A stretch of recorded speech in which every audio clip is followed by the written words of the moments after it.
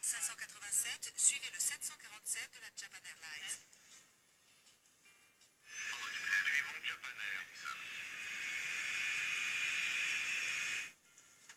Mesdames et messieurs, nous sommes en fin numéro 2 au décollage. Secteur en vol, nous tournerons à gauche vers le littoral. Nous décollerons d'ici 2 ou 3 minutes. Le plan de vol prévoit la traversée de la baie Jamaïca, puis un virage au sud vers la République dominicaine. Les passagers ont tous hâte de troquer la froidure de novembre contre la chaleur des Caraïbes. Mais une voyageuse s'en réjouit encore plus que les autres. 2 mois plus tôt, Hilda Mayol a échappé aux attentats du World Trade Center.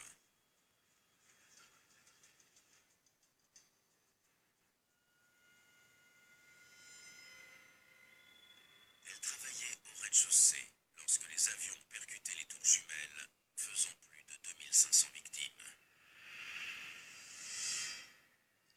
Le 11 septembre a sûrement été, non, a été le pire attentat terroriste commis sur le territoire américain.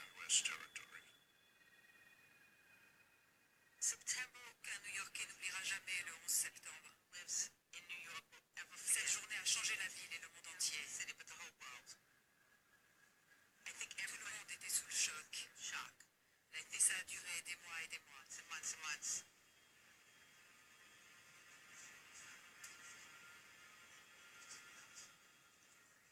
American 587, Kennedy Tour. Turbulence de sillage, piste 31 gauche, et maintenez un point d'arrêt. Fred de TNC, préparez-vous pour le décollage. Les commandes.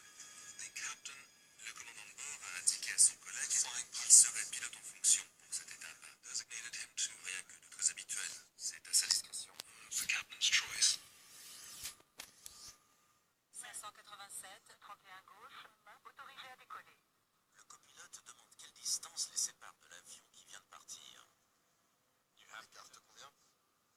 Ça ira quand on sera au roulement. L'avion devrait être à 5 nautiques lorsqu'on sera en l'air. Donc ça te va. Bien, allumé. Checklist décollage vérifié. Roulement.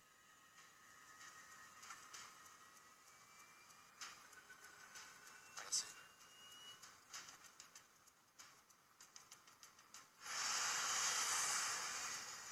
En bon professionnel, ils ont décollé en respectant les procédures.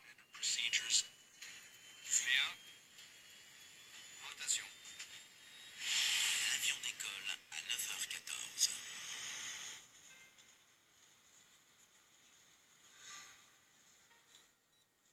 American 587, Montez et maintenez à 13 000 pieds. Les riverains du Queens sont habitués au bruit familier des avions. Ils décollent et ils atterrissent à raison d'un toutes les 45 secondes. Donc tout était normal. L'A300 traverse des turbulences. La gaz. Ça va? Oui, ça va. Bien bon, bien bon. Les gaz. Mais à 700 mètres au-dessus du sol,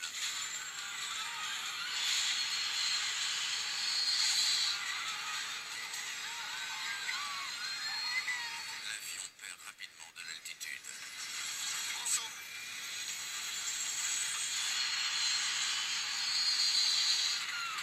L'A300, chargé de 31 tonnes de kérosène inflammable, pique droit sur les petites maisons du Queens.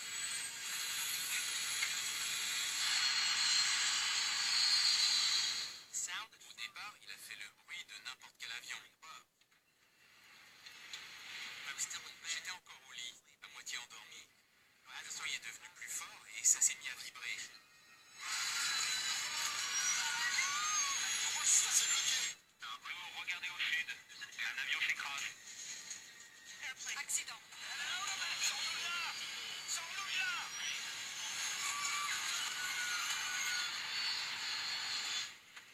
La maison a vibré de plus en plus. C'est allé très vite.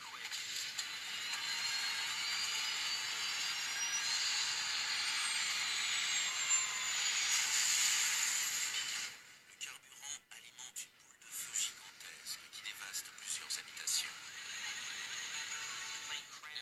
explosé dans un jardin, derrière une maison.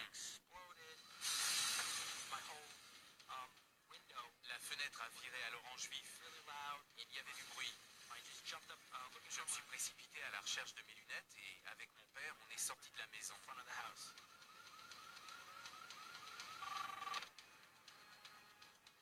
Manque un vol American Airlines 587. Dehors, tout ce que je voyais, comme je n'avais pas trouvé mes lunettes, c'était que tout brûlait dans la rue. Un côté de notre maison était en flammes et il y avait de la fumée noire qui montait très haut. C'était quoi? Je me suis retourné et j'ai vu que la cuisine était remplie d'une épaisse fumée noire. À l'heure où l'incendie ravage ce quartier habituellement paisible, la ville encore sous le choc des attentats replonge dans la peur et le chaos. J'ai tout vu. Et j'ai dit aux gens de partir. Reculez. C'est affreux. La mère de Jason, Loïs, reçoit l'appel le plus angoissant de sa vie. Mon mari était hystérique. Il hurlait que la maison était en feu, qu'il fallait que je rentre. Je me suis mise à paniquer parce que je ne savais pas où était Jason et je suis rentrée à Rockaway. Je ne l'oublierai jamais. Ça ressemblait exactement au 11 septembre. Il y avait de la fumée noire et des flammes sur plus de 1500 mètres, comme si tout le coin brûlait. J'ai compris que ma maison était fichue. J'étais en état de choc. Par ici! J'ai entendu Mark et Jason appeler. Je me suis mise à courir. J'ai failli tomber dans les pommes. Et ils m'ont dit qu'un avion était tombé. Cette scène de cauchemar semble faire écho à ce qui s'est passé 2 mois plus tôt. Les 260 personnes qui étaient à bord ont été tuées, ainsi que 5 autres au sol. On a cru à un attentat. Beaucoup redoutent le pire.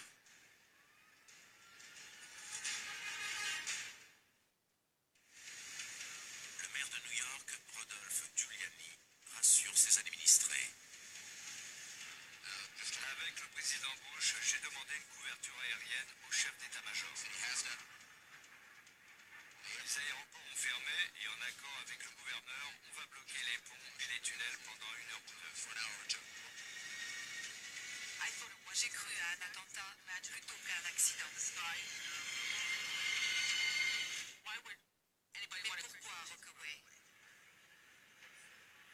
Pour la seconde fois en 2 mois, les aéroports new-yorkais ferment et les vols sont annulés, bloquant des milliers de passagers terrorisés. Craignant qu'il s'agisse d'un acte terroriste, le FBI envoie aussitôt des agents sur les lieux.